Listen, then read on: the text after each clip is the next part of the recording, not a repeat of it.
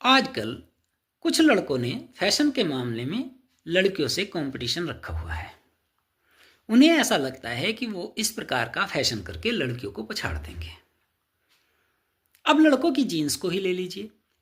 उनकी जीन्स का size fashion के चलते इतना छोटा हो गया है कि पता ही नहीं चलता कि कहाँ से शुरू हो रहा है और कहाँ खत्म। जीन्स का नीचे का भाग गोड्डों से नीचे जाने को तैयार नहीं होता और ऊपर का भाग हिप्स के ऊपर जाने को तैयार नहीं होता।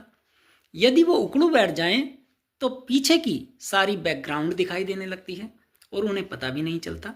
यदि दुकान पर काम करने वाला कोई लड़का सामान ढूंढने लगे तो एक हाथ से वो जीन्स पकड़ता है और दूसरे से सामान ढूंढता है, और बदकिस्मती से यदि वो दोनों हाथों से सामान उतारने या ढूंढने लगा तो जीन्स नीचे खिसक जाती है। फोन पर बात करते हुए जब लड़के सड़क पर चलते हैं तो एक हाथ से जीन्स ऊपर करते रहते हैं और दूसरे हाथ से फोन पर बातें करते रहते हैं। यदि ऐसे लड़कों को चलते हुए आप पीछे से देखो तो ऐसा लगता है कि मानो कि उन्होंने उस जीन्स में ही टॉयलेट कर रखी हो, क्योंकि जीन्स का नीचे का भाग वो लटका हुआ इसी प्रकार लगता है।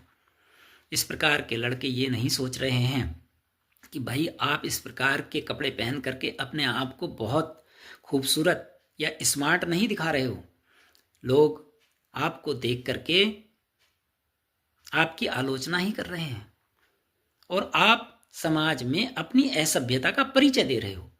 क्या अपने आप को असभ्य साबित करना आवश्यक है? क्या आप एक साधारण मनुष्य की तरह नहीं रह सकते? जो लड़के इस प्रकार का काम कर रहे हैं, जो लड़के इस प्रकार का ड्रेसअप पहन रहे हैं, उन्हें विचार कर लेना चाहिए कि भाई क्या कभी किसी अधिकारी, किसी पढ़े लिखे व्यक्ति या किसी ऑफिस के कर्मचारी ने इस प्रकार के कपड़े पहने हैं जिस प्रकार के आप पहन रहे हो?